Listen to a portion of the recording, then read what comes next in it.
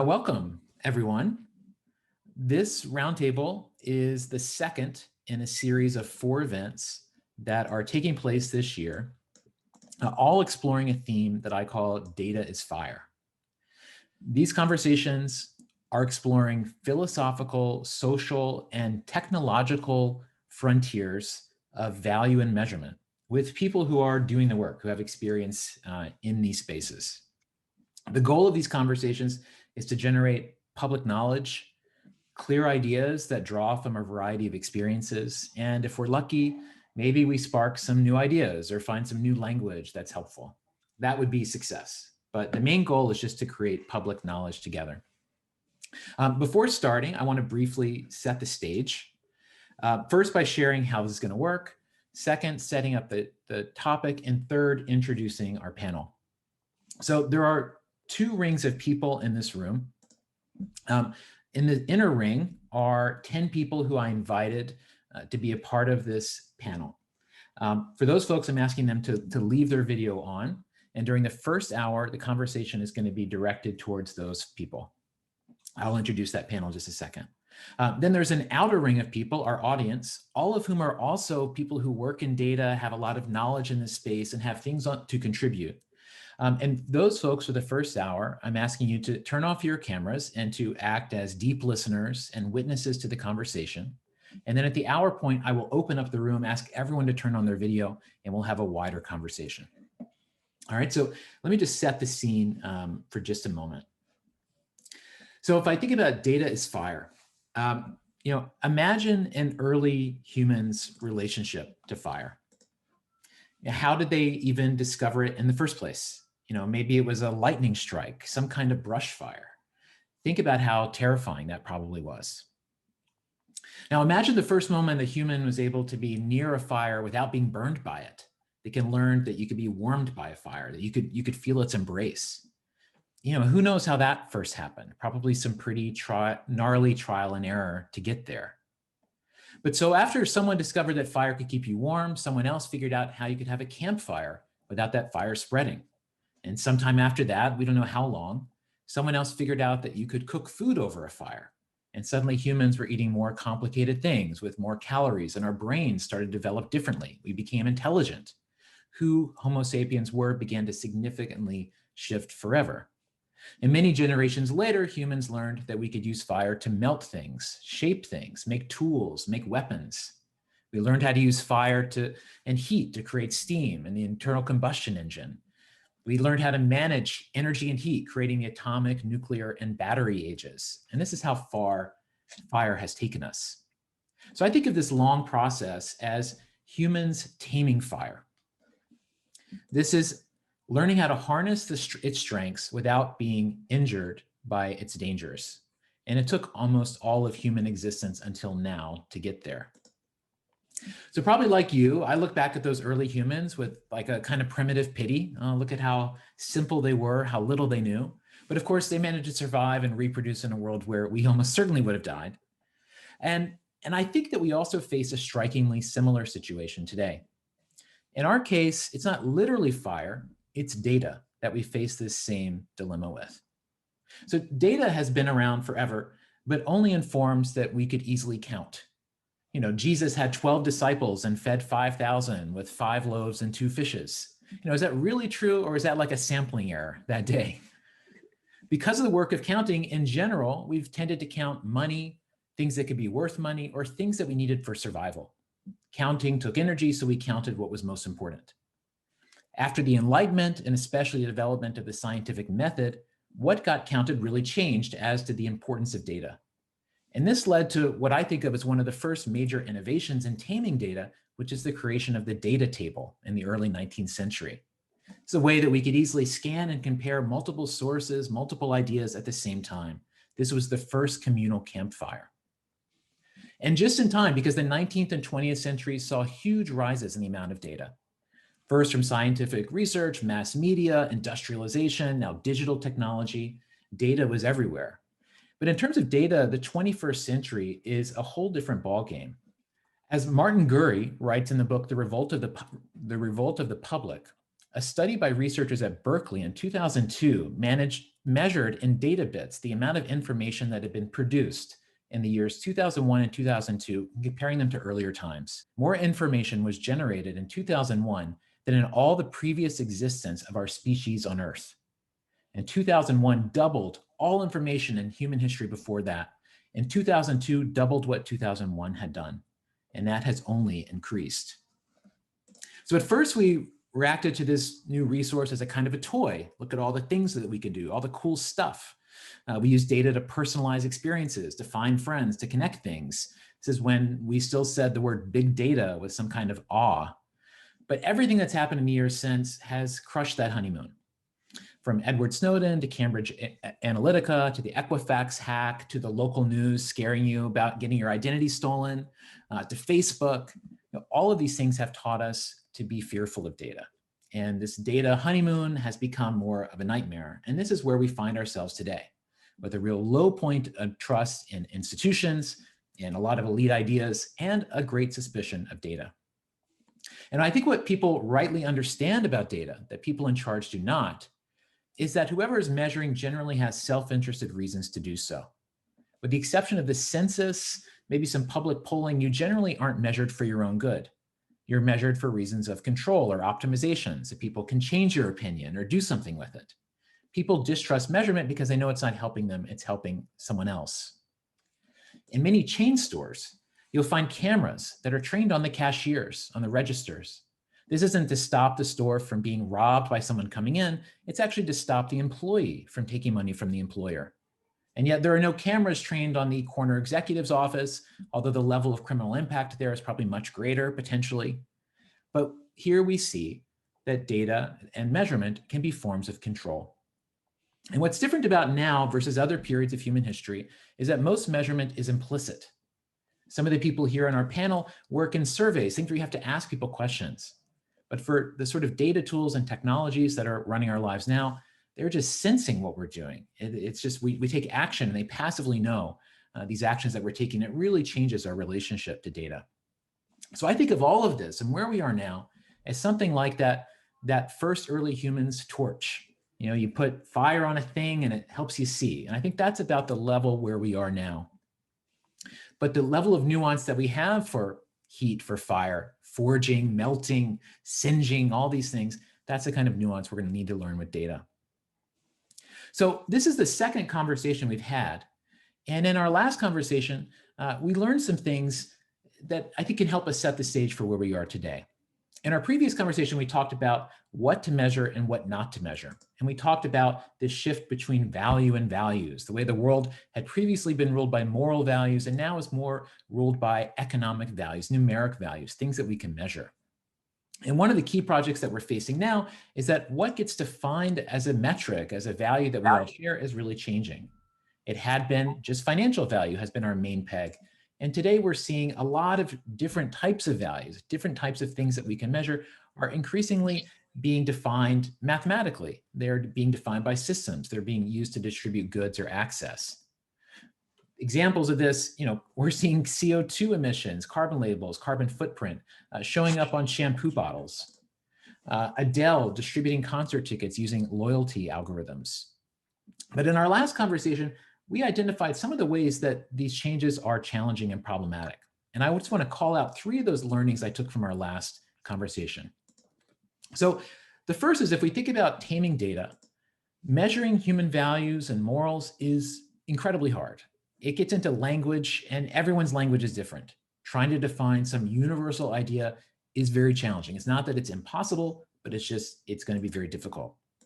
The second thing is that motivated people can easily overestimate and oversell what we're capable of measuring. In general, you find the more someone works in data, the more skeptical they are. The less someone works in it, the more they believe it can do all kinds of things, especially scary things. It's very easy to scare people. So there's a chasm here to get across. And finally, getting these things right takes a lot of time and especially takes cross-disciplinary collaboration. From our previous panel, which had a very diverse set of experiences, we really saw how all of us coming from different places helped us arrive at some clear ideas. But that work takes time and it's boring. So those are things that people don't tend to prioritize. But I think those things are key for really doing this stuff the right way. But to manage where we are from here, we're gonna have to learn from our ancestors who learned how to harness fire, turning into a tool that wouldn't kill us, wouldn't overwhelm us, but that we could use for our own ends. And that has taken pretty much all of human history until now to get there. And this is now where we are with data. So this is the conversation we're going to talk about today. Now, first, I'd love to just introduce our roundtable. So there are 10 people here who are part of this, or 12 people. So first, we have alphabetically, we have Ashley Amaya. Hi, Ashley. Ashley is a senior survey methodologist at Pew Research Center.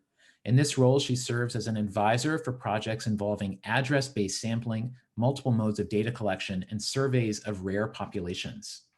Amaya's work on address-based sampling methods, web panel surveys, and the use of alternative data sources to replace and enhance survey data has been published in a lot of great journals. Prior to joining Pew Research, she was a senior survey methodologist at RTI International, where she led research into address-based sampling methods and applications. Welcome, Amaya, or welcome, Ashley. Next, we have Shannon Arvizu, Ph.D. Hi, Shannon. Shannon's a sociologist and founder at Epic Teams, an organizational performance consultancy. And Shannon is currently working on an initiative called the Citizen Dashboard to help governments measure and improve citizen outcomes. Next, we have Esther Dyson. Hi, Esther. Esther is a tech journalist, investor, and executive director of Wellville. Esther is also, if I remember correctly, a board member at 23andMe, which might be an interesting thing to talk about today. We have Morgan Howard. Hi, Morgan. Morgan is from the Tlingit Nation, Eagle Moiety, Taikwiti Clan, Brown Bear House. Born and raised in Alaska, his early childhood took place in the small village of Yakutat. He is the founder of Morgan Howard Productions, a video production and communications firm, and he specializes in communicating for Alaska Natives and American Indians. He has extensive knowledge in issues affecting Alaska Native corporations and tribal businesses. This includes the history of these indigenous groups and the laws that affect them. In Alaska, Native corporations are unique entities created by the Alaska Native Claims Settlement Act, and he currently serves on the board of directors for Sealaska Corporation. Lianne Kerlin. Hi, Lianne. Lianne is a senior researcher at the BBC, trained in psychology and human-computer interaction. She's currently leading a multi-year project at the BBC that seeks to identify and measure core human values. Irwin Kula. Hi, Irwin. Is a rabbi, author, director of the National Jewish Center for Learning and Leadership, and the co-founder of the Disruptor Awards with Clayton Christensen and the Tribeca Film Festival. I mentioned that because I also got one of those. I got one of those Tribeca Disruptive Awards, which is a red hammer. Among Irwin's projects is something I'm interested to talk about today, which is the Flourishing Project, which introduces character strengths and positive psychology to congregations and measures the results. Fascinating. Pauline Pigott. Hi, Pauline, is a senior consultant and chief of staff to the managing partner at Deloitte Sustainability France, where she specializes in the sustainable transformation of large corporations. She helps companies develop sustainability and social innovations programs to effectively mitigate the environmental and social impacts of climate change. Prior to Deloitte, Pauline worked at the French Ministry of Environment on circular economy policies. Next, we have Übeyd Ruff. Hi, Übeyd. Übeyd is a technology transfer officer at Istanbul Sabahattin Zaim University and a research fellow and editor at the geopolitical think tank, the Center for Islam and Global Affairs. He holds a doctorate in law from Creighton and is a licensed attorney, certified fraud examiner, and certified Islamic finance executive with experience in anti-money laundering, business management, forensic auditing, and financial fraud prevention. He was in-house counsel and urgent claims analyst for a Fortune 500 financial services company. And he's also a policy advisor for the Islamic Reporting Initiative, an award-winning NGO that promotes corporate sustainability and social responsibility based on Islamic values. Very excited to talk about that. We have Salome Viljoen. Hi, Salome. Salome is an NYU postdoc and soon to be Columbia University School of Law academic fellow and lecturer. Salome is especially brilliant on the topic of data governance, introducing a concept called democratic data that we previously talked about in the idea space and we'll talk about here today. Welcome, Salome. We have Alex Varley-Winter. Hi, Alex. Alex is a UK-based investigative journalist with a focus on finance and the climate. And last but not least, we have Marlon Wayne. Marlon has worked to build insights within consumer durables, venture capital, and sales. He is the co-founder of Impulse, a social polling app that dubs itself the Nielsen's for the TikTok generation. But you did not have that phrase on your bingo card for today. So our conversation will focus on 5 questions. We're going to spend between 10 to 15 minutes on each. Welcome to all of you. And so we'll jump in. So the first question is, what values, behavior, and things do we tend to measure, and what don't we? I would love, Esther, you're unmuted. How do you respond to this question of what types of things do we tend to measure, and what types of things don't we tend to? Okay, I just have to preface, I was on the board of 23andMe, but I no longer am. Okay. And it's okay. I'm executive founder of Wellville as opposed to director. So we have a CEO. It's a nonprofit. Rather than answer your question, I just want to pose 2 more really short and then answer the question. I've got to assume there were lots of different humans that discovered fire, just as there are lots of different people who discover data. And I'm curious if anybody's studied chimpanzees and their relation to fire, because we might learn something. The second thing is I've got something in the chat that you can look at later. We tend to measure things. I think we're going more and more towards real-time measurement. And in some ways that's really great. But what it means is we're not measuring the long term. And not only are we not measuring it, we're not thinking about it. And so we tend to be too reactive, whether it's in the stock market or, oh my gosh, my child's score is X, as opposed to, at the end of the year, they got a B+ and the teacher said they tried hard, or, just we're kind of confusing precision with meaning. And I'll be short and leave it at that. There's a lot more to say. Great. Thank you, Esther. Morgan, looking at Sealaska, there's like a lot of different types of entities within Sealaska: drilling, environmental services, fishery. From your perspective, being on a board, how do you think about what is being measured, or what are those kinds of things that are in your conversations together? One primary item we're constantly looking at is we're set up to benefit our shareholders, and the native corporation is an alternative to the reservation system. So our land is meant to provide benefits. So we are supposed to manage our land to provide benefits for our shareholders, which you could think of as our tribal members. So we're looking at how do we measure whether we're doing a good job, how we're being successful in this, taking this group of people and elevating them and making their lives better. And that's a challenge. And that's a challenge because it really strikes at the heart of what you're going after, which is why I was attracted to Bento, was because of your philosophy around this. And by the way, the questions you're posing today, I really think is really the most important, and maybe more important than the answers we come up with, is just thinking about these questions, because a lot of folks aren't thinking about these questions. It's happening right now, which means that we're going through life constantly measuring and taking those results and making decisions because of it. But not as many people are asking, well, are we measuring the right things? Because we can't help as humans to do that, right? We're constantly evaluating, we're constantly posing questions and looking for results. So I wanted to thank you for that. Just the whole conversation is very worthwhile. I try to think back. I try to think in the ways of my ancestors and use the same thinking that they had, which was with our Tlingit concept of ha-shagun, which is two Tlingit words and translates into English, the idea that we look equally at both the past, present, and future.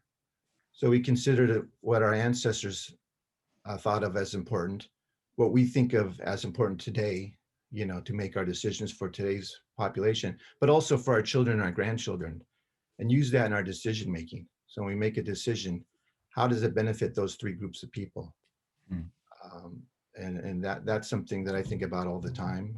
It's long-term thinking for sure. It's also trying to understand if there's any indigenous wisdom that we can draw upon. And so I've been doing that a lot lately. And I think, you know, when you get down through layers and layers, what you get to is for us, for meaning is relationships. You know, our relationships with each other, we're the most important thing. Our connection with each other, our connection with Mother Earth was the most important thing. And try to see if we can start measuring those for success, as opposed to the easy things, which is, by the way, the easy answer to your question is we measure that which is easy. Yes. Right. And that which people understand. It's harder for things to resonate when they don't understand them. Right. So we have to, anyways, sometimes there's adding new to get to where you're going. Sometimes there's going back and stripping to get to where you want to go.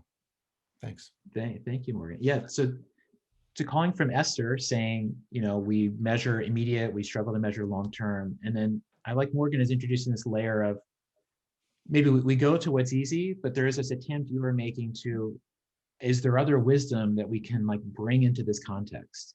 Because there is a kind of a context of conversation we're having now. I'll open this up for other folks if you want to jump in. I will just direct to Pauline. I'm curious for Pauline, thinking about corporate transformation. Do those metrics, is that a change in metrics? Like how does measurement happen in that process? Well, so from my end, what we see that companies have been very used to measuring their profits, so they're very advanced on the financial aspects. But then when we start to look at other impacts that they have, like social impacts or environmental impacts, we find multiple ways of measuring these, but it's very hard to link them to profitability.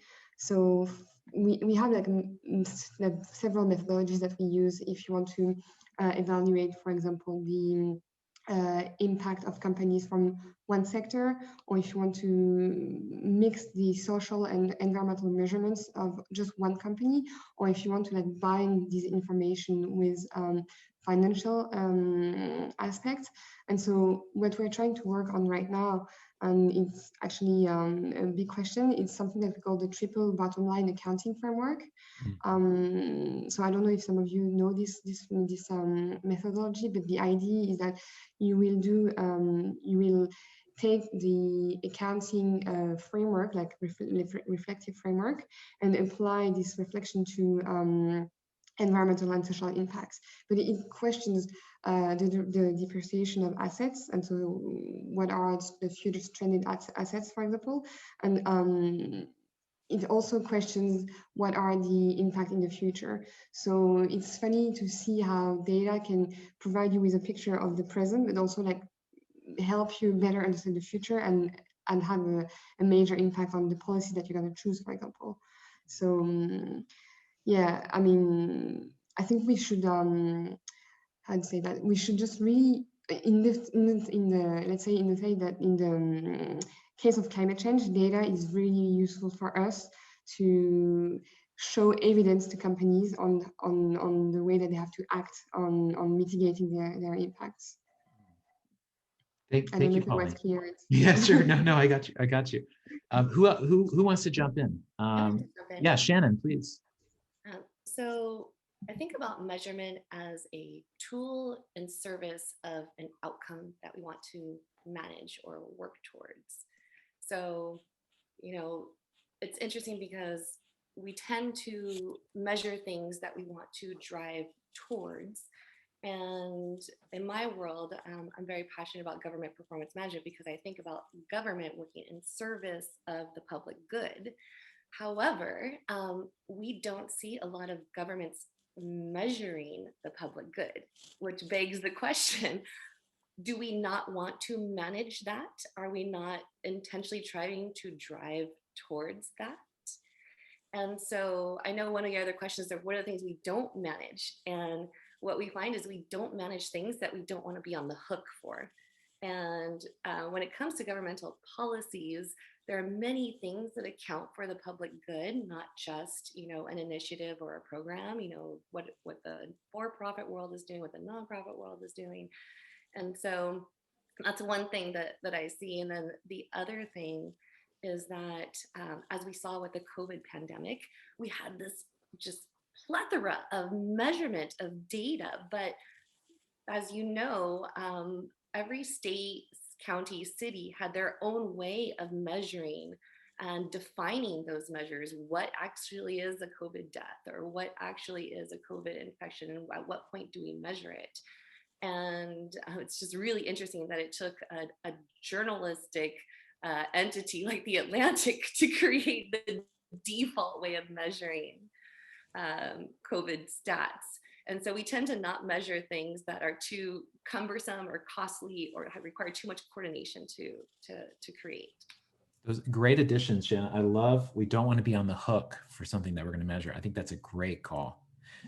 Irwin and then Marlon. Yeah, I mean, this is, first of all, it's an honor to be with all these people. I am an outlier. I am not an expert on data in any way. I'm struck that it feels like there's a dance between the measurable and the unmeasurable, and using your fire analogy. So there's an ever widening understanding of controlling fire, of taming fire, of domesticating fire to this day, right? And if I have a 1-year-old grandchild, and watching her begin to measure, watching her begin to count, 1, 2, 3, 4, separating, measuring, this is bigger than that, this is smaller than that, this goes in here.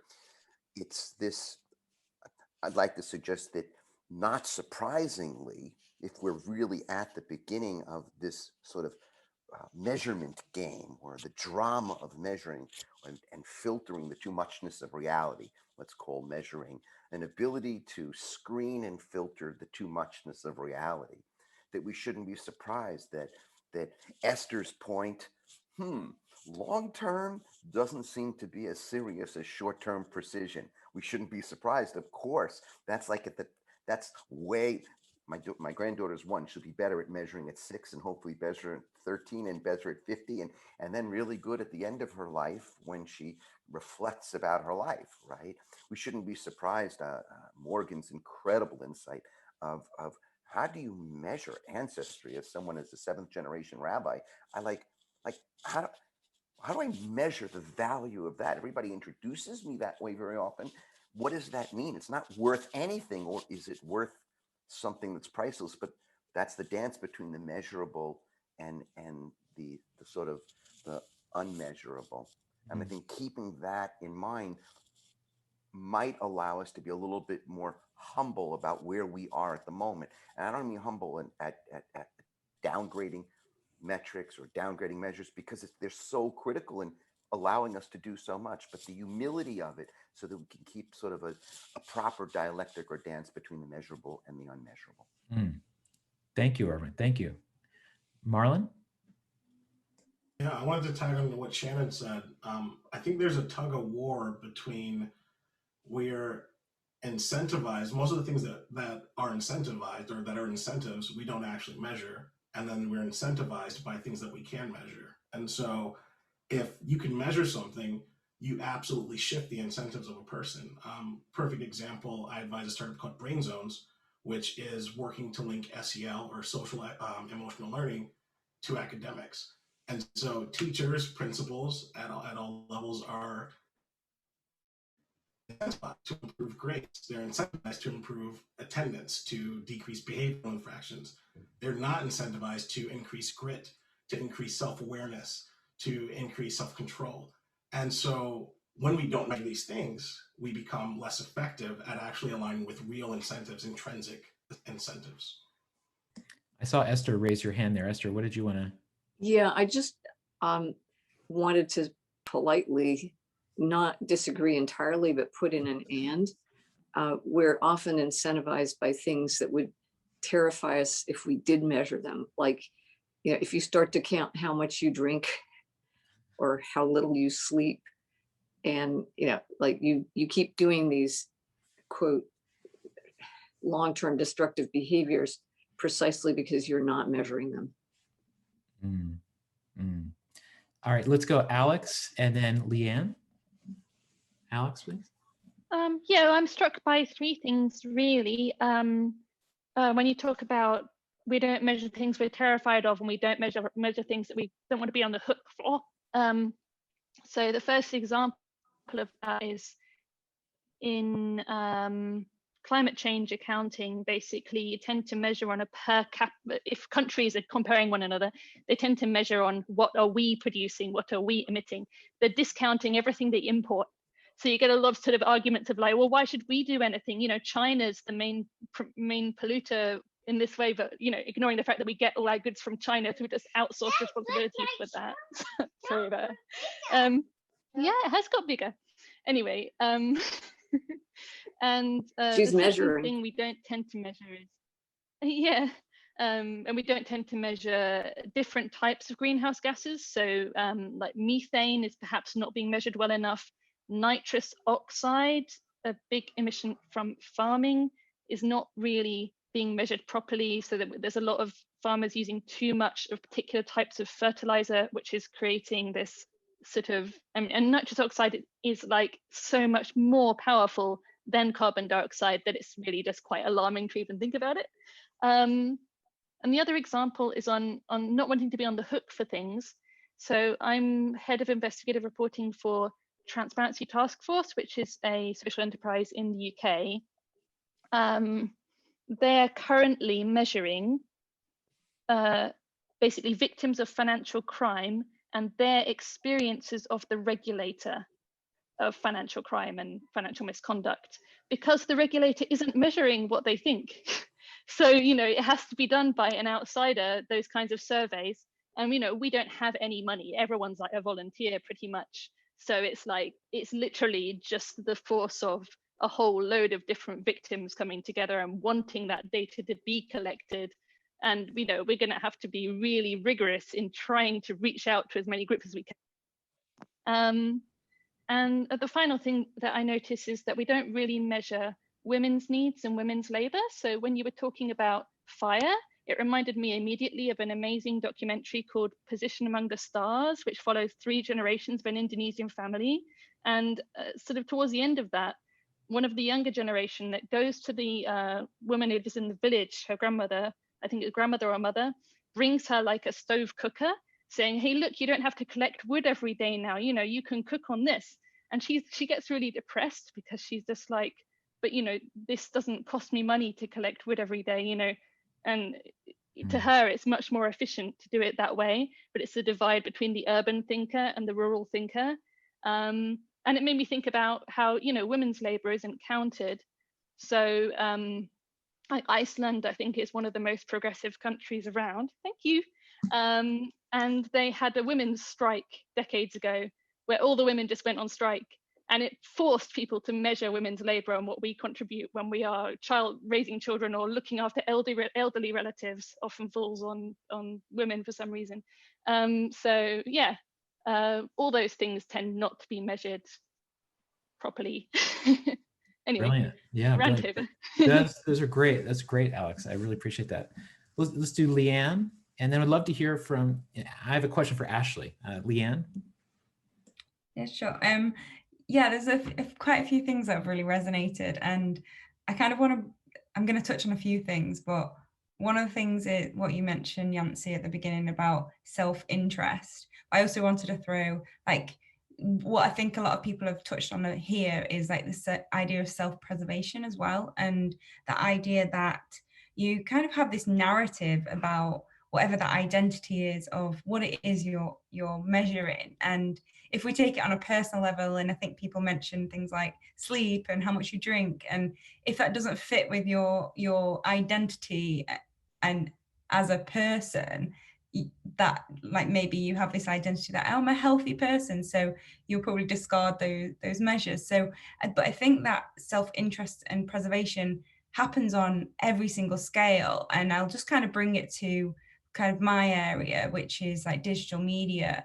And it's that idea that, oh, we're giving content out, and then the idea is that the number of people that watch it, the attention, time spent, all those sorts of measures, other things that are very easy and observable, and it becomes that sort of behavior of people, yet we don't really understand more about what those things did for people, what the content did for a person. We're sort of more concerned about the number of people that watched it, the time they spent with it, and whether they repeated the behavior, almost like some kind of animal just keeping repeating this behavior, but we don't really understand how that fits into somebody's life or what they did next, and whether it inspired them to go and do something really great, or we don't really have that journey beyond that sort of measure. So that was like one of the things. And then I'm going to just touch on this idea of like, we don't measure things, and the things that we do end up becoming like proxies for things that we think fit in with that narrative of that I'm a good organization, I deliver great content if it's a content organization, or even I'm a great healthy person. So the proxies become the things that end up becoming measured, but we don't really have that whole understanding of like the whole narrative around it, the whole person, the whole holistic view. So I think there I kind of noted a few things down. That's kind of just my. That's great, Lianne. Yeah, I think calling out the proxy, the way we have our confirmation biases of what we see and don't see, I think are great to think about. Ashley, as I think about what don't we measure, just to be technical and reading some of your past work, I mean, what we don't measure are people who respond to surveys, or people who are more, who are more suspicious, perhaps. I'd love to hear sort of how you think about when Pew is doing something, how you're thinking about what you're measuring and what you're not measuring. Sure. So in general, in survey research, we think about things as organized under the total survey error framework. And there are a lot of pieces that I won't go into, but I'll kind of summarize them by saying we think about kind of three things that are easy, right? Like Morgan said, like others have said.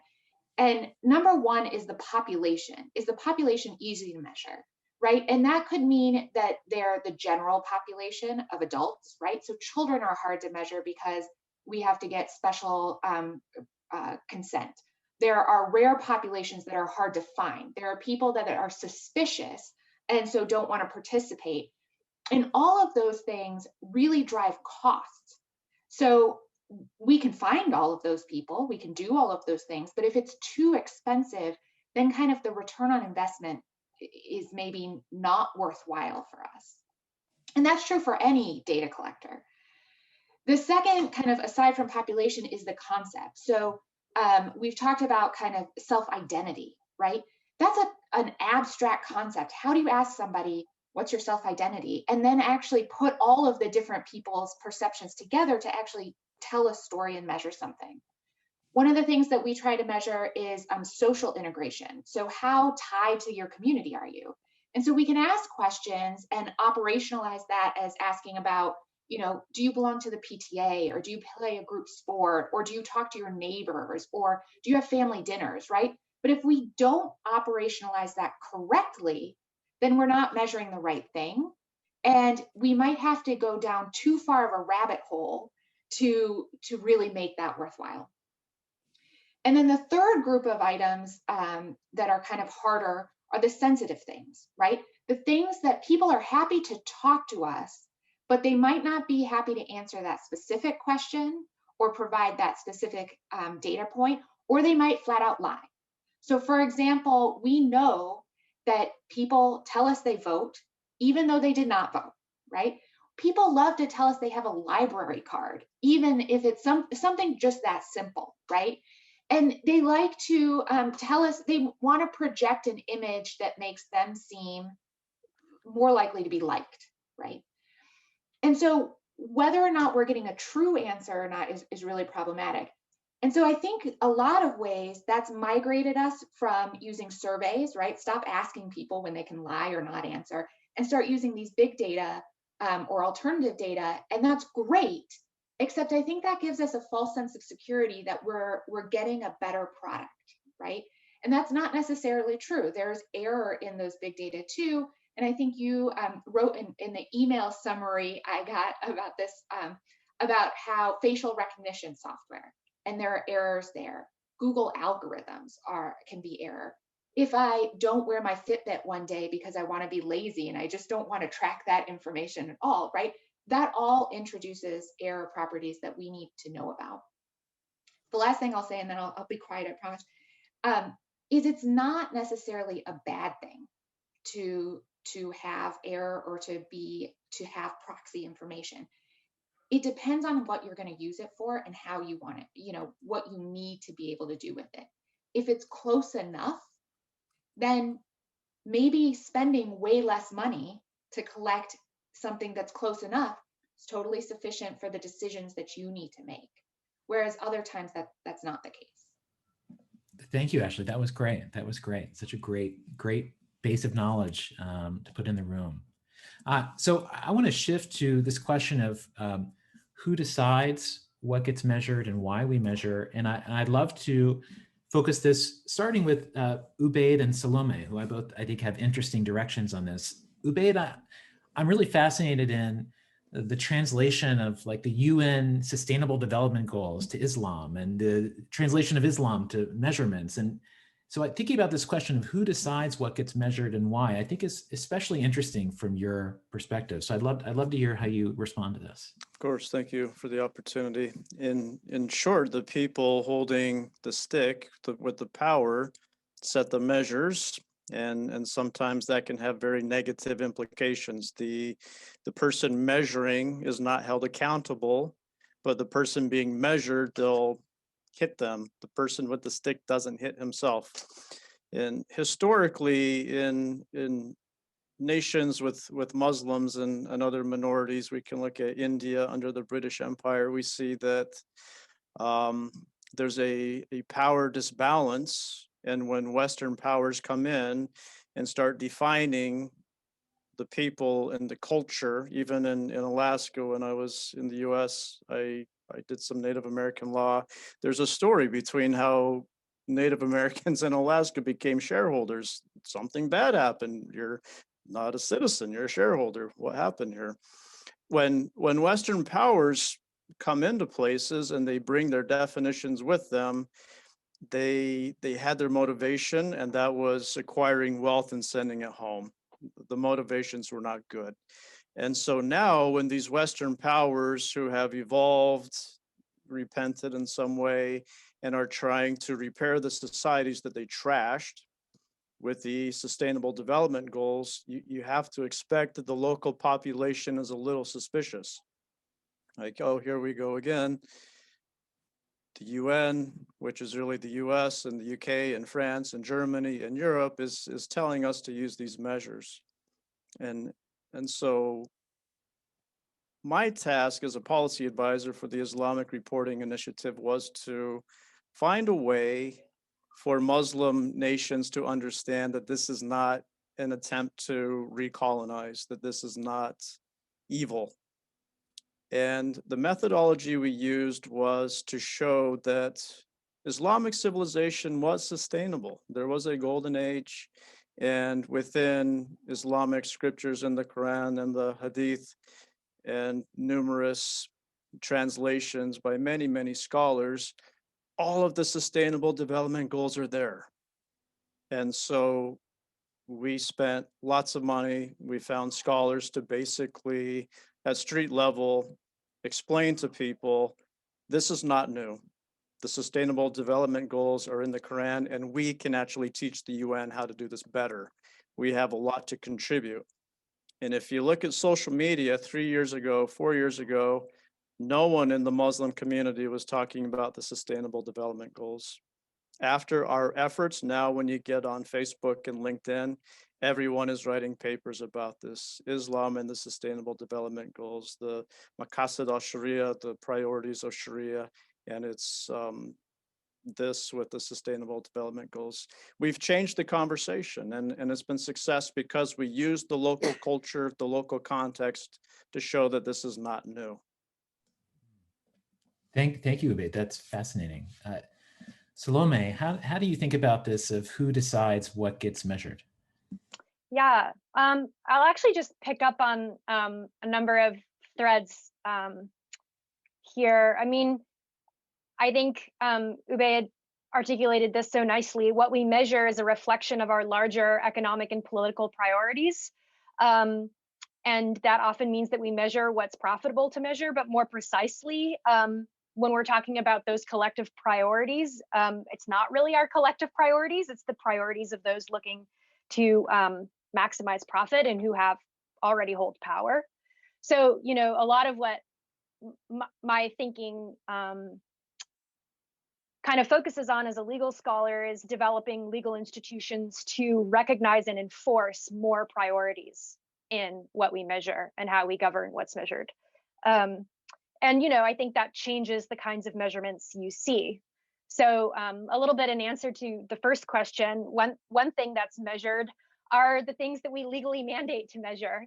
And that can be especially useful when we're talking about measuring things that it's not in the self-interest of the measurers to measure, the things that might be inconvenient or cumbersome, or that might, you know, sort of shift the measurement priorities away from just reflecting their own priorities and actually reflecting a far greater set of priorities. So in the case of, you know, the Sustainable Development Goals, not just reflecting the priorities of the US and Western Europe, for instance, but like actually our global population, what would that look like? And, you know, I mean, I think that reorienting the goal to that, kind of like expanding the set of priorities that are considered legally relevant in how we govern and mandate measurement can be really useful. You know, I think about the fact that we can't really understand inequality, that it might be inconvenient for the winners of global inequality to bring to light. We don't understand that the same if you don't measure income and wealth. And that means that we need to have things like tax records. We need to have things like publicly available tax record for measurers of global inequality to be able to access and kind of articulate. We can't understand things like corporate social responsibility and actually begin to develop accountability around corporate social responsibility if we're not measuring things like global supply chains. Yeah, I guess I'll just sort of leave it at that as sort of a project of expanding and legally recognizing a far greater set of priorities. Yeah, I mean, this is what I really appreciate about your research and writing, Salome, is that you are critical of the assumptions we currently make around measurement, but you also advocate for, actually, we should be measuring way more. There's actually, our entire way of thinking about this is quite off. Irwin, yeah, please go ahead. I want to double down on both those last comments. There is, you know, just my own experience. So one of the things that we're involved in my organization is helping religious leaders or faith-rooted leaders, inviting them into collaborating on measuring whether the job they actually want to get done, you can hear Clay's language, whether they're actually getting that job done. And so, for example, start out with what are the jobs that you imagine, quotation marks, in the religion sector within your particular, you can even get it down to the congregation, which is somewhat measurable in terms of cost, as Ashley, as I know from Ashley, boy, it's so true from in the work I do. Like if you actually imagine that religious practice and being in your congregation is upgrading your virtue, developing virtue or character or the qualities of human flourishing, right? Are you willing to actually use some of those tools, right, to evaluate whether the ends that you yourself claim you're for? And there's a lot of resistance to that. And, you know, sometimes we don't want to, I mean, I know that it's funny because I'm the religious faith person on the side of measurement now, but which is a little counterintuitive, but sometimes people don't actually want to know the truth about what's happening. you know? Mhm. And we did the first project, it's going to be written up in a peer-reviewed journal in the next 3-4 months. We took 10 synagogues, right? And again, peer-reviewed, we social psychologists, et cetera, and developed, after a 10-day period of high-level attendance, et cetera, in the synagogue over a period in which forgiveness is a fundamental job getting done, to become more forgiving, right? And to grant forgiveness, okay? I mean, and that is, it's like, there's not like 10 other jobs. That's the biggest job to get done. And developing a survey to measure that, and then, you know, baseline, post-base, 10 days later, 2 months later. And there was a lot, there were a lot of synagogues and a lot of leadership in that synagogue that controls access that weren't so, well, they were not interested in actually having this measured. And so there's it's almost like, in some ways, we prioritize, there are too small number of priorities. And I think that's what Salome is saying. Like, yeah, it's too small. And in other places where we actually should be doing it, that people are scared to actually measure if something works or doesn't work. Yeah. Shannon. Yeah, I'd like to double down on what Irwin just said. To measure something well, you have to get super clear on what are the results that you want to drive towards. Once you get clear on those outcomes, and then you think about, well, what are all the different ways in which we can measure this? And then from there, of all the different ways, like which ones are going to give us the most impact, which are the most feasible to collect, which one's going to give us the most bang for the buck, and then really getting clear on the definition of that, and having your stakeholders, the people that you're measuring, also part of that conversation is so clutch. And just to go back to your original question around who decides what gets measured, I even think about who decides to measure at all.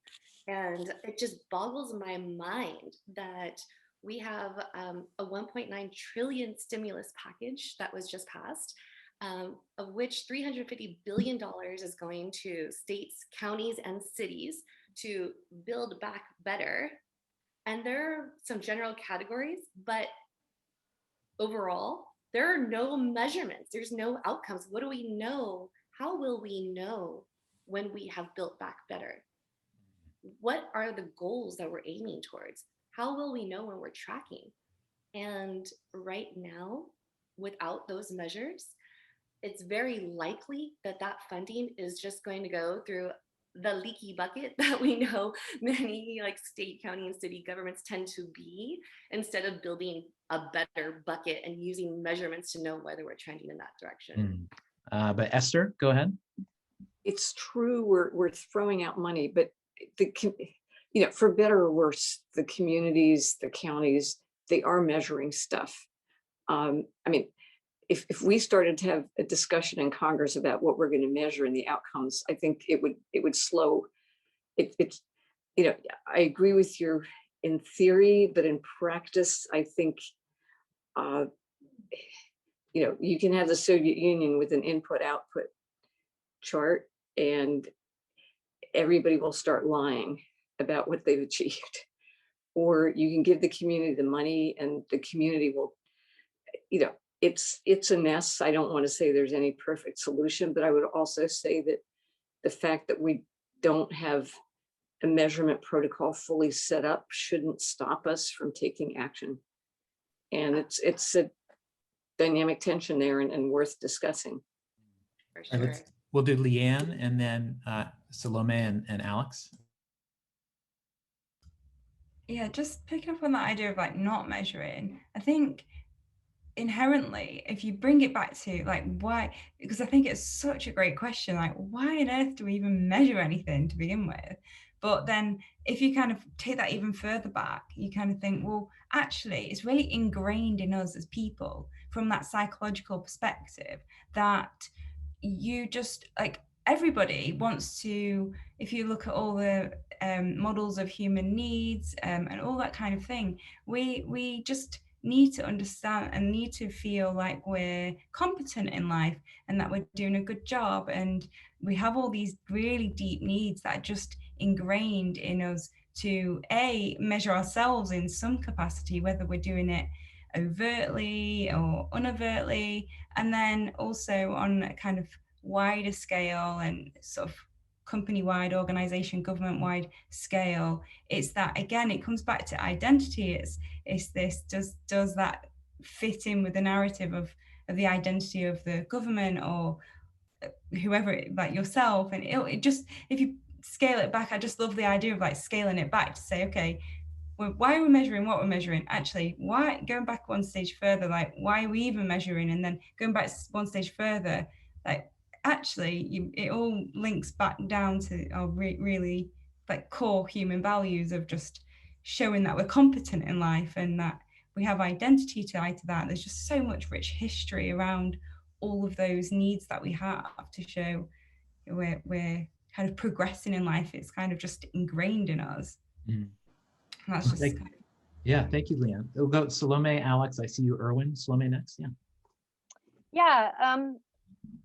I think just to respond, I think to Shannon's really interesting and provocative point about the stimulus package. I mean, I tend to approach measurement and the operationalization of measurement as like sort of a political exercise, and it's going to be reflecting political goals, like what visions of the good we want to achieve. And, you know, part of the ambiguity in that package may reflect some, you know, socially beneficial plurality. We may think that municipalities are better situated to think about and recognize the relevant interests in the measurement that they need to do to build back better. Building back better may look, I'm in Ann Arbor, build back better may look different in Ann Arbor than it does in New York City, than it does in New Orleans. And, you know, as a legal scholar, again, I think about, you know, issues of federalism. We may want to build in some ambiguity there, but, you know, we're certainly also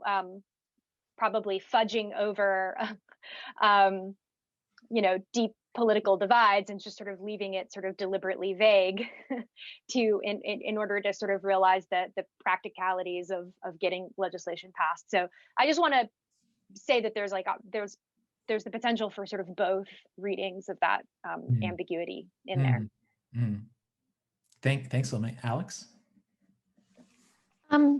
Yeah, so I think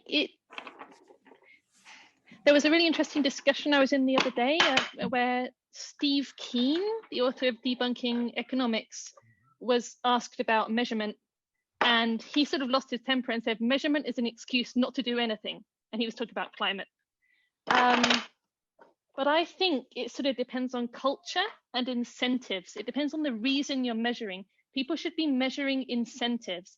I mean, with climate, what we see, what I've written about quite a bit and been following closely, is the campaign against wood chip biomass, because of it being basically a loophole by which to avoid counting the emissions from stuff we're burning.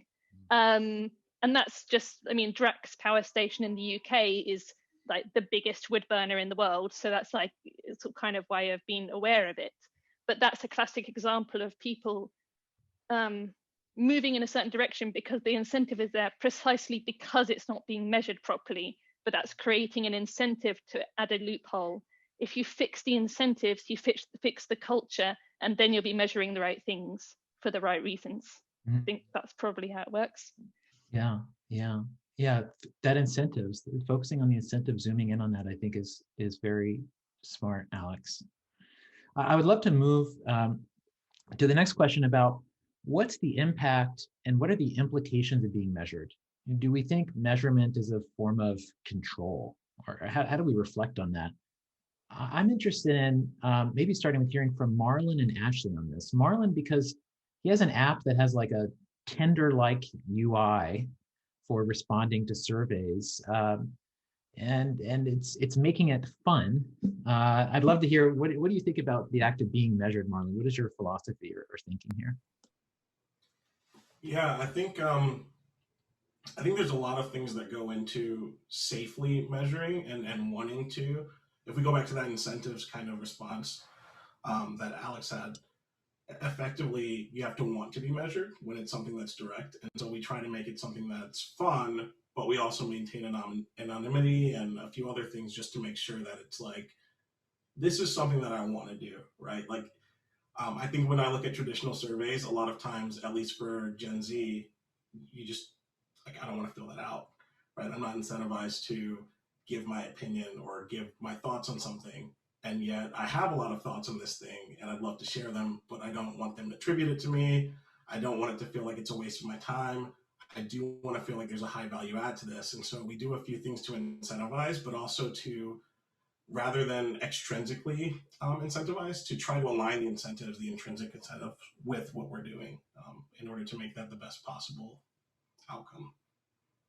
So it's like you're trying to create you're wanting people to opt in, and then you're building trust, you're saying, kind of in the questions you're trying to ask, where you are saying like, you are in a safe place to share what you feel here, essentially. Exactly. Like this week is Weed Week.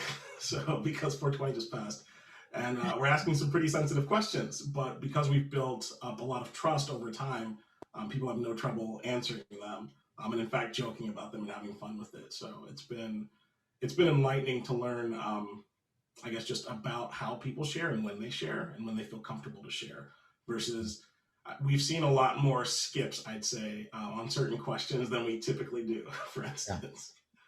Well, Ashley got at this a minute before about people not being honest on surveys. So that shows there's some, like, the act of being measured or being asked in an official way triggers something for us. How do you all think about that, Ashley, with Pew, of like the effect of being surveyed on people? Like, how do you account for that? Sure. So a lot of our data at Pew, at least our domestic data, is collected through our American Trends panel. So we've invited about 13,000 people to respond to surveys about every other week.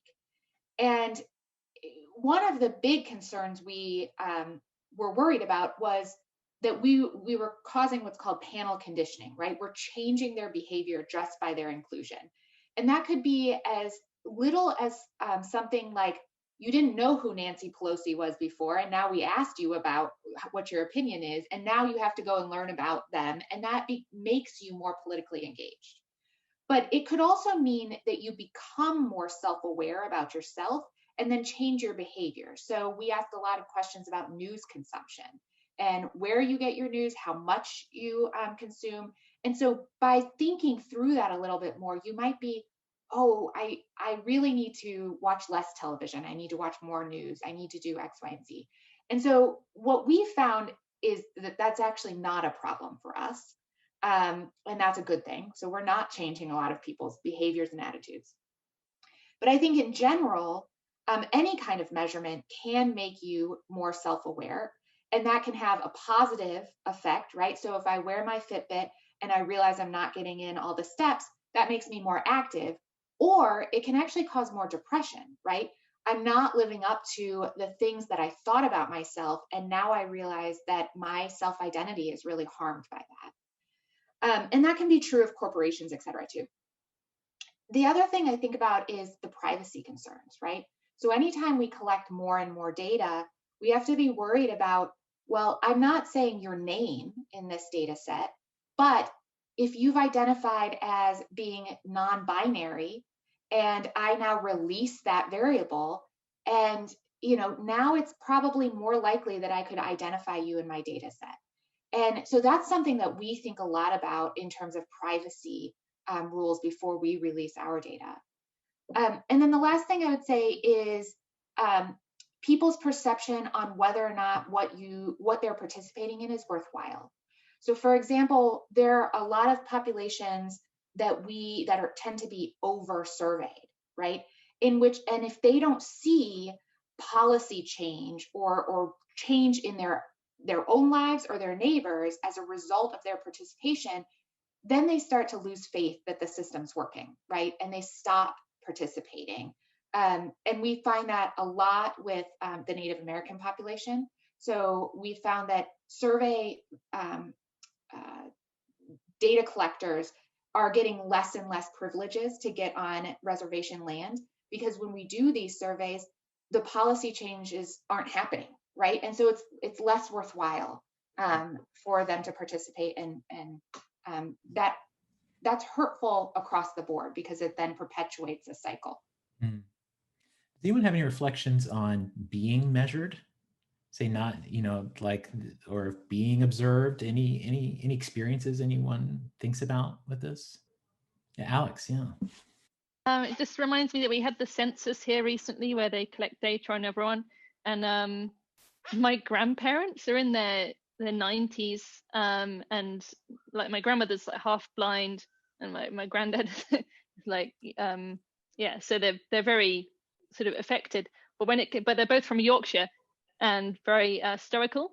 So when it came to the question about health, it was like, it was an option of like, how would you rate your health? And they'd be like fair. And then it's like, oh, so do you have any conditions that will affect you for the next 6 months? A list as long as your arm. But they still reckon their health is fair. So it definitely really depends where you come from and whether it's kind of a stoical kind of culture, especially when people are talking about health measurements and those kinds of things. Esther? Yeah. Which is why it's often so much more useful to measure changes than try to do absolutes. The only other story I have is we wanted to measure obesity rates in school children in one of our communities, and the schools didn't want to be measured. I mean, there's a lot of shame and stigma about so many things that people measure, and the very fact of not measuring them makes them more shameful, and it creates a sort of continuing downward spiral. I'd love to combine. Oh, Irwin, sorry, go ahead. This is where, again, we're talking, there's a reason we're talking about measurement altogether, right? This conversation is embedded in a whole set of larger issues, which is why Nancy went right to fire. I mean, how could it be bigger than that? We're really saying there's something that we're all feeling that's emerging regarding some next iteration of understanding being human. We have this sort of feeling about that, and we kind of know that our ability to be better at measuring is somehow related to that, and like fire is related to improvement, and we sort of have that feeling. But not surprisingly, it's very hard to measure the emergent, and like measuring the emergent is a lot more difficult than measuring a phase change, some sort of change. So that's one. And the second is we're also doing this in the context of tremendous amount of erosion of trust. And the erosion of trust, we can call that part of the polarization. We call that the partisanship. Not to blame anybody. There's an erosion of trust for a whole set of reasons. Makes any sort of measuring, it seems to me, ever more complicated. And it makes everyone suspicious that all types of measurements are becoming ends to plunge in rather than means to actually help us flourish as human beings. So I'd love to transition to our last. I'm going to combine our last two questions into one. So I think they're very related. And the questions were, what are the do's and don'ts of measuring a trait or value well? And then what are values or qualities we could measure but do not? And I'd love to start this with Übeyd, because Übeyd, in a conversation we had offline, you talked about fairness being something like a core value to be measured within Islam. And there's a thought of like, how do we measure things like that? So I wanted to start there. Right. Again, with do's and don'ts, I would say first get the person's permission. A lot of times when my wife's family is Palestinian in Gaza, a lot of times when caravans or delegations come in, the people in Gaza feel like they are misery tourism. Basically, the people are there to observe and to leave, maybe eat some food and leave. They're not. So many times in these studies, Muslims, Arabs especially, are treated as being observed but not participants. So they can't participate in the study. They can't be the researchers. They are the researched, and this is very problematic. One group that's been very good in changing this is Oxfam, where when they go into Palestine, they hire locals, train them, and the locals go around and ask questions to get accurate information. In terms of looking back to history, there was a Islamic scholar, statesman, basically there was a period of time in Islam where they looked at numbers very carefully with arithmetic, numbers in relation to each other, numbers in time, this is music, numbers in space, geometry, numbers in time and space, astronomy. And at my university and others, we're blessed, we have manuscripts, 110 million manuscripts in Turkish government from the Ottoman Empire archives. And we were looking at the question, how did they measure interactions between people? There's numbers on everything. Scholars were looking at this, and so there was a man, Al-Mawardi, that he used the measure of fairness. And we found this very interesting because this is what people in 2020, all of these protests is happening now, and people are on the street demanding justice, they're demanding fairness, and yet 1400 years ago, we saw the same thing, that scholars came to this realization: when you are measuring people, don't use numbers, but try to use the measure of fairness and ask people, is your leader good? Is he not good? Do you know what's happening? Are leaders being held accountable? This was encapsulated into the one word, caliph, the Khalifa. You are a steward, you are responsible. It's a good word. It's not like the Islamic State's caliphate. Being called a Khalifa is a good thing. You are responsible for what you have been given, and we need to go back to this. Morgan, what do you think about this, about values, behaviors, and qualities we could measure but do not? You talked about some of the traditions that you're trying to draw from and bring into the context. We've talked about you making a 100-year business plan. So like what are like at the edges of what you're trying to do, but say can't quite do, or, you know, the bridge you're trying to make? Yeah, just thinking about that last comment about fairness, still ringing around in my head. It is so interesting to look back to see what has been accomplished and see how we could rediscover our own history to see how it applies today. I do get a sense through this conversation that, you know, as we've stated, we can't help but measure. Like Lianne was saying, we need to see progress as people. Progress is happiness, right? But I wonder if there's a collectively that could be, you know, fine, that'll go on, but as individuals, it may be all too much. I don't know how much measurement you can all take as individuals. I mean, we probably not need to measure so much, right? Or we just know enough instinctively, intuitively, inherently, in regards to our journey through life, that we may not need to know every single measurement out there.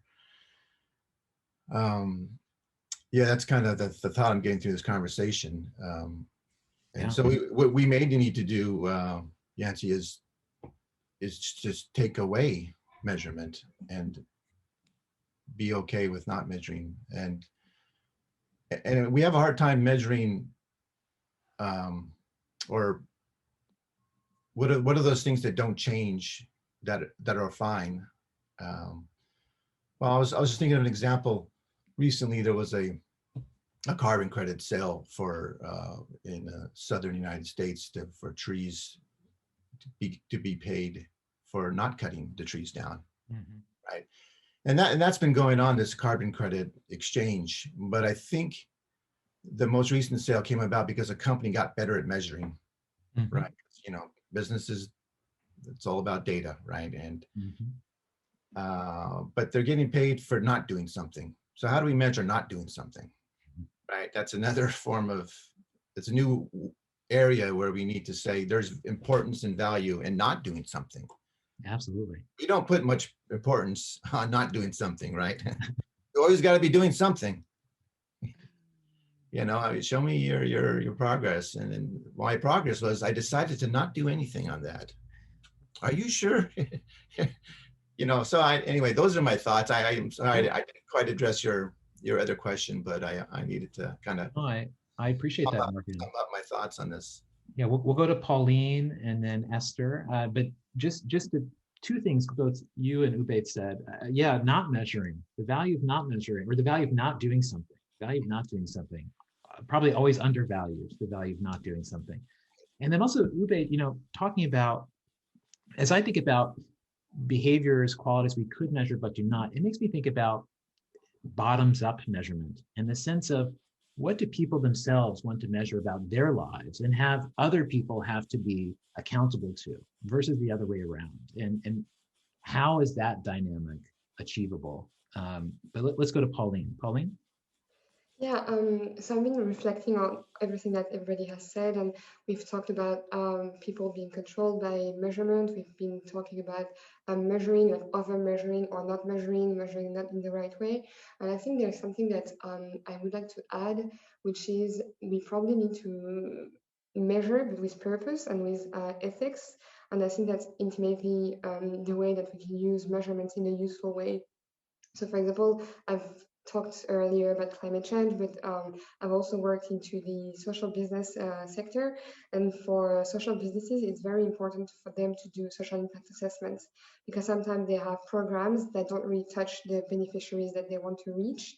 And I think that's also maybe something that Esther Dyson and Abhijit Amenergy, I don't remember his name, but anyway, the two guys that won the Nobel Prize in economics for the random controlled trials were intrinsically trying to do. They were trying to measure something with purpose, with the idea of improving economic policies and social policies in the country. So yeah, so that was my comment in the way that I kind of wanted to nuance a little bit what Morgan has said. I think it's good to avoid measuring too much, but it's also good to remind yourself on why you're measuring and what do you want to achieve with this measurement. And that relates to me with purpose, like the purpose of measuring. Thank you, Pauline. Esther, you're going to say something? Yeah, just very briefly on measuring, not doing something. The science of counterfactuals and our ability to predict what is likely to happen versus what did happen makes it easier to measure the impact of things you don't do. And yeah, that's just something to keep in mind. Because the rest of the world is measured, we can more easily predict the effect of your non-action. Maybe I'm going to open it up to everyone, to the wider room here. I just want to maybe push on this question of values and things that we can measure but do not, and maybe also this question of bottoms up kind of measurement. Does anyone have anything there? Irwin? I'm struck by this last round, and I'm struck by Übeyd specifically. One of the things that we know in our traditions is that tools are actually sacred. In other words, they're not we think of tool as utilitarian, but it's not. Tools are actually sacred, and they have to be treated with respect, whether it's a grandfather's hammer, whether it is something in a temple, the tools now. And so I think there's something about us beginning to think about humility and awe and reverence around what we call these measurement tools. And bringing that kind of reverence might allow us to use them a little differently. And I thought that's one point. Second point, and that's a humility point. The second is this collaborative nature of measuring your bottoms up. I hope this won't go beyond here too much because I can get in trouble. I have been in a very significant and very uncomfortable I don't know what to call it, disagreement regarding the sort of gross national happiness measure on Israel, because Israel comes out as very, very, very high. And it's a funky measurement that you can measure high. Now, I'm a 7th generation rabbi. I am a proud member of the Jewish people. It's very funky measurement that you can come out and score a society amongst the highest, who's the first or second in the world, and at the same time have significant problems in oppressing people. Okay, and I'm not making a political statement there. I'm making just a descriptive statement of on the ground reality. That means that there's something off about the collaborative nature of how we measure. And that leads, my last point is being able to really distinguish means and ends here. In the end, it's so easy to turn measures into ends and to always be aware that they are sacred means, but they're just means. And unless they're always weighed against wider perspectives, more diverse interests, and just being one tool in the learning process, we'll wind up with the classic thing that Übeyd and I worry about, which is just another form of idolatry in the world. Thank you, Irwin. So this, yeah, and anything else on bottoms up or other things to be measured, or other things that are coming alive for people? Alex, please. Yeah, just very briefly, the term grassroots regulation is one I've been hearing a lot. I think it originated from an academic called Shannon Turnbull. But yeah, I believe it came from him. He thinks that that will fix a lot of things if there can be a system for grassroots regulation instead of sort of top-down regulation of big business. Okay, well, I'd like to just open up for everyone. Everyone who's here can turn on your video. And here, Mario, I see Mario, you brought yourself on video and you have a comment here on bottoms up. Do you want to join the conversation and share what you were thinking about? Yeah, absolutely. Thanks everybody for this. Really enjoyed this. Around bottom up, I think a lot about that a lot because especially when you look at social media regulation, all the debate that's happening right now around the internet and Section 230 in the US, there's a lot of top down, obviously, like how are we dealing with this? How are we measuring it? What's correct, what's not? And it seems to paper over the fact that a lot of the issues are actually at the user experience level. And so I generally find this idea of measurement to be most effective when we go bottom up and try to incentivize people as people, not with these abstract notions that they can't attach their emotions to and their motivations to. And so if we can change things at kind of that atomic unit level and measure there, or at the very least go in both directions, I think there's a major flaw in a lot of the top down because you can't engage people properly. Thank you, Mario. Anyone want to respond to that? I think it's a great point. Jennifer, do you want to ask your question? Yeah, I don't necessarily have it's not really a question, but I'm an MBA student and I kind of was reflecting through this whole conversation about the permanence of what we measure. And specifically, I've been thinking a lot about my grades and, you know, what they actually mean and are they a reflection of my effort? You know, when I was a kid, my mom asked, you know, is this the kind of B that could have been an A, or is this the kind of B that you're actually proud of? And, you know, your GPA is the same, the B is the same.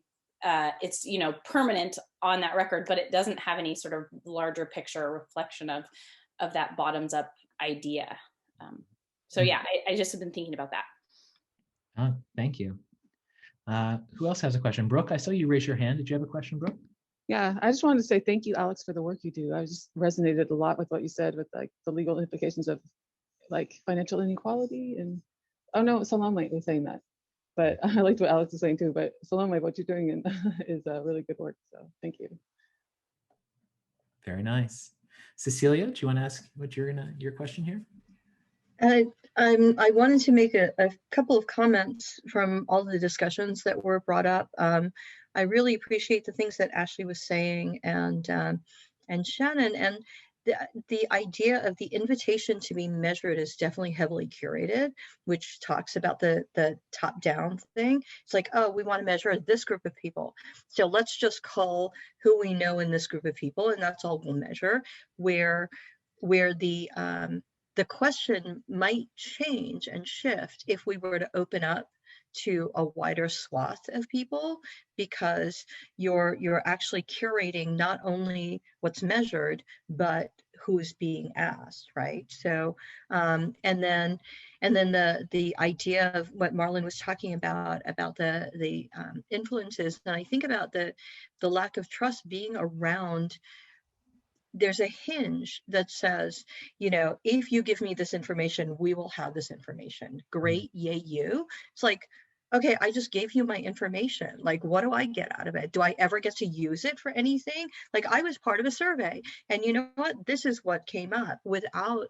So it's more of a relational thing, which I really appreciate. Like Mario's app on his website on Redocracy, I get to find out what I read and the information that I'm consuming.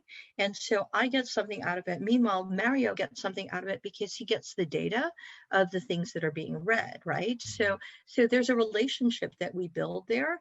So I don't know that I necessarily want to be incentivized, but I'd like to know, hey, so with this information, what are we going to be done?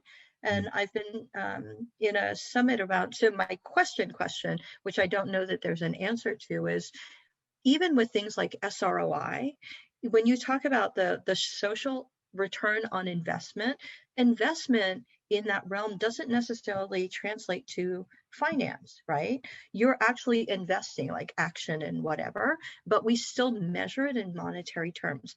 Is there a way to get past how we equate value with monetization, and where you talk about the fairness and the value of what did you do with, I love that, responsible for what you've been given, like what did you do with the stuff that you got, which I think is a wholly valuable thing. So that was a lot for me. Yeah, that's a big question, Cecilia, that I will put a pin in that question, but I would love to, the data questions. Salome, do you want to talk about data trusts? I feel like a data trust might be an interesting concept to introduce. It's just a different way of thinking about it. Yeah, sure. It's also a nice tie-in to something that Mario raised. You know, it sounds trite, but it's helpful to remember that democracy as like a normative political theory is all about closing the circle between bottom up and top down. So we live in a world where we think there are these really stark divides between that, but a lot of that is because in a lot of the institutions that govern our lives, we are not living in democratic institutions. And in a way, we're like so intimately familiar with the idea that we like live in democracies that we forget that that's actually like a very powerful political philosophy that doesn't just mean like voting every 4 years. It means like we are both the bottom, we set the agenda for the top, which in turn places mutual obligations on all of us at the bottom. So just sort of bringing that back into the conversation as a segue to data trusts, which are institutions that really do try to legally, formally represent far greater numbers of interests of people who might have a stake in how information is being used about them in setting kind of the purposes and the limitations and the goals that determine how information is collected, processed, used, and shared. They can take a variety of forms. Like all old legal instruments, they're very flexible. So it depends on who's putting data trusts into play and how they're setting them up. They can be good or bad, but as a general kind of innovation, they're potentially a really nice, promising way to kind of insert an intermediary between data subjects and data collectors, and to try to collectivize all of the interests of data subjects and try to kind of meaningfully manage that information with this idea of stewardship. Trusts have to be managed with the best interests of the trust beneficiaries, which might be data subjects in this regard, and can kind of offer one way to again reflect a broader set of values that aren't just financial values, but also kind of the best interests of the trust beneficiaries. And it's a somewhat more equal power relationship in that it is, a group representing rather than individuals. So yeah. And again, they're kind of collective power, individual power to meet kind of the unequal power relationships that we're otherwise in bilaterally. Yeah, I think that will be a tool that we will likely see more of. I see there are great questions to talk to. Amanda, you had your hand up a while ago. Would you like to share what you're going to have to say? Sure. Just one thing that occurred to me, and thank you so much for this conversation. It's really enlightening for me. Just one thing that sprung to mind was a reflection back to the earliest part of the conversation and thinking about grassroots measurement is just wanting to be mindful about how do we bring some consistency over the long term, because we don't just want to be short-term impact focused. And I was really inspired by what Morgan was talking about the past and how do we make sure that we are reflecting kind of more foundational values and what we're choosing to measure going forward. So it's just an open question for me is how do we create consistency? And I think also some cohesion and some interconnectedness between all of these diverse data sets that people are building out there and collect them around something that feels more long-term oriented. And maybe Lisa, you have a great question. Do you want to share yours that I feel like really builds on what Amanda was saying there too? If you're still in the room, Lisa. But Lisa's asking about statistical literacy. Oh, is that you, Lisa? Yeah. Hi. Oh, how are hi. you? Nancy? Great. Sorry about that. Yeah.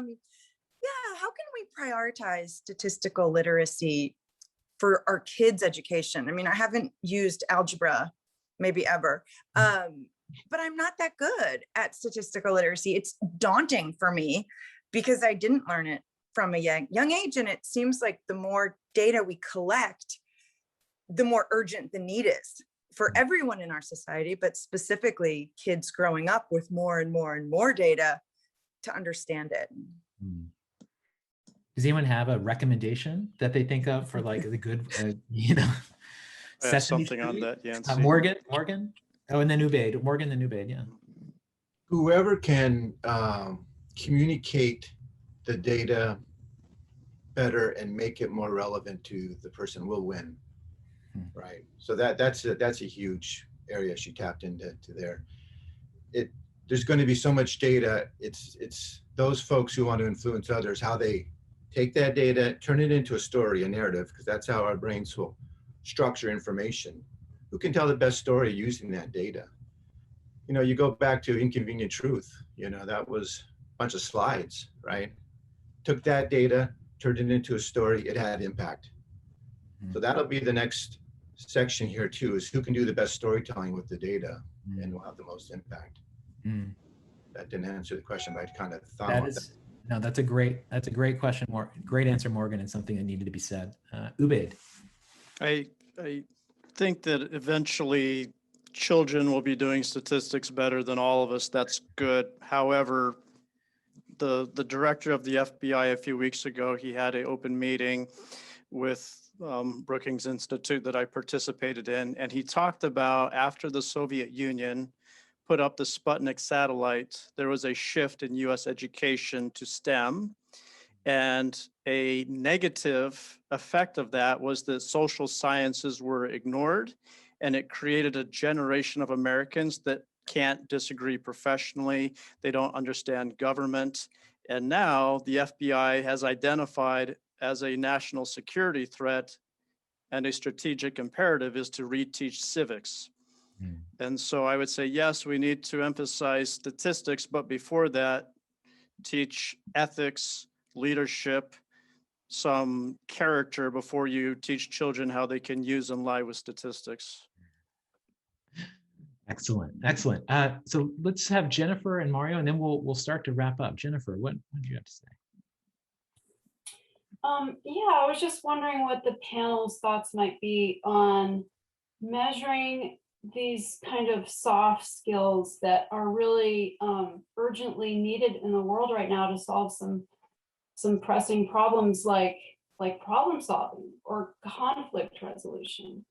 We can measure these hard numbers, but what's, I guess I'm wondering how do we create a concept around these things that's shared so that we understand the need for it and then measure that in a way that makes it easier for people to respond to that or apply public pressure. I'd love to hear, great question, Jennifer. I'd love to hear Lianne, Ashley, or Shannon. You all sort of do this professionally, so I'd love to hear your response to that. I can talk about kind of some more soft type of things that we're measuring. One of the things that I'm doing at the moment is, so I work in digital media, and at the moment we measure through attention, and it's that hard sort of stats, hard numbers.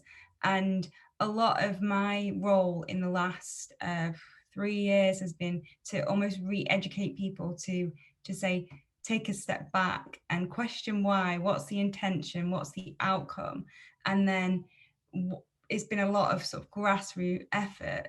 But I'd say the big thing with what I've been doing to even get to a point where I've been sort of taken seriously and actually been able to run a project where we're starting to measure what we term as human values. Now, I am putting air quotes around that because obviously value means different things to different people, and we've done years worth of research around language as well, because it's just so culturally appropriate. There's just so many different connotations. You've got legacy, lots of things coming in through. But one of the big things is has been educating, and actually educating in the sense of showing what you can provide, like what the positive is if you move from that hard number to measuring something quite differently. So I don't have a specific answer for your specific question about actually measuring soft skills, but what I would say is like the process that I and my team have been through has been a lot around kind of talking to different people who have those like very hard opinions about things, and showing them first it's about, oh look, if we still measure what you're measuring, but what if we had a complementary measure? And then the idea is then you can start moving towards, oh, actually I want to understand a little bit more about that complementary measure, and actually maybe that is more sustainable, because one of the big things that I've come across is that they say we want more numbers and we want more time, and I say but you've caught the UK, you've got the whole UK population, where are you going to go from there? There's no sustainability in that. So it's, I don't know if that helps in terms of just the process of taking people on that journey. And I think the narrative around it is just so important, probably the most important thing, I think, and showing people not what they should stop doing, but maybe almost start moving towards, and what they would gain from it, because people always want to know what they'll gain from understanding that thing. Thank you, Lianne. Shannon, how do you think about this? So in my work, we measure things like psychological safety and trust within organizations. And the most effective way that we've found to measure this is to actually have the people who are engaged in the behaviors measure themselves. And so we ask them things like, how often do you acknowledge the strengths and skills in your colleagues? Rarely, sometimes, or regularly. And then we bring that data back to them and we say, isn't this interesting? We found that of your team, you do this pretty rarely. What do we want to do about that? And then we get them involved in the actual change in the behavior. And then we measure it again 3 months later. We say, like, how are we doing? So just want to throw that in there, especially when it comes to micro level behaviors. Having the people involved in the behavior adjustment themselves is a really effective way. Great addition, Shannon. Ashley, when you're trying to measure the intangible, what is the methodology? How do you do that and have some confidence in what you're doing? So, I mean, I will say that I've never tried to measure soft skills, right? So I have to talk about this from a general concept of the abstract. And I think there are a couple things. Number one is plagiarism's a good thing in measurement. So if you can find a measure that's already been validated, go for it. And I think that Marlon has posted a couple examples of other places in the chat about what are good measures of soft skills. And I think that just helps with validity, it helps with replication, it helps with a whole bunch of concepts. The second thing I'd say is if there aren't previously created measures, it takes a lot and it's worthwhile to create some. And you can, if you think about this from a statistics perspective and use kind of structural equation models, and there are a whole bunch of math and we could go down a path for days. But to really make sure that what you think you're measuring is what you are measuring is really, really critical. And then the last thing I'd say is, why do you think those things are important? So is it because there's greater efficiency, there's a higher retention rates, there's better employee satisfaction? Like, what are your outcomes? And if you have, a program to train these kind of skills, or you've changed your hiring mechanisms to hire people that have these kinds of skills, to measure those outcomes over time, controlling for other factors, I think will go a long way in figuring out really how effective they are and whether or not you're succeeding in getting those kind of people. That was great. That was great, Ashley. Does anyone have anything they feel a burning desire to share? Mario, you had your hand up again. Was that for another question? Yeah, go ahead, Mario. Just want to quickly add, and also Lianne, you have all my respect after spending 2 years trying to convince newsrooms to measure differently on how they think about that. So a lot of respect for that. Just around Jennifer Long had mentioned regarding her MBA and measuring that and what education means and how we measure all that. I just thought it was interesting in the context of the permanence and longevity of data, in the context of how sometimes we measure things and they actually pigeonhole us as they become stale. So what does your degree say about you 20 years out? And I just think that's really interesting from a general data conversation perspective and how we measure things, and do they evolve or do they get stuck? And also obviously in the conversation of AI, where old data sets that were obviously biased are being used as foundational and only now starting to get questioned. So I think it's just that particular point of permanence and longevity, I think is really important. Great one, Mario, great one. I'm gonna ask once again, does anyone have anything that's like lighting a fire inside you to share? Alex, yes, please. Yeah, just very quickly, I was thinking about trust from various points that have come up in the conversation, and it crystallized the thought to me that basically we need to let go of the past a little bit and address the past, because a lot of the lack of trust in people collecting data on you is culturally to do with the history of like the British Empire and the way that people historically were analyzed in order to try and control them better. And that's kind of the legacy that kind of has to be dealt with culturally around data. And it's based on a friend basically was doing theatre projects with the Windrush generation, who are have been quite oppressed in the UK, and the level of trust was at like 0. Nobody wanted to give any data whatsoever because they did not trust authority at all. So that that toxic legacy is right there. Well, I would want to thank each of you. Thank you, Ashley. Thank you, Alex. Thank you, Irwin. Thank you, Pauline. Thank you, Morgan. Thank you, Marlon. Thank you, Salome. Thank you, Übeyd. Thank you, Shannon. And thank you to all of our guests, to Lianne. I'm very happy with our conversation. And I feel like from all these different perspectives, there are a lot of things that resonated. And there are definitely several things I've learned and taken away from this discussion together. We will do another one of these roundtables again in a few months, but these to me have just been fantastic for getting to a deeper understanding of a really thorny topic that's kind of, we're so immersed in, it's hard to get a lot of perspective on. So for me, hearing from your brilliance and your experience is helping me get a better sense of the picture. And for that, I'm very grateful.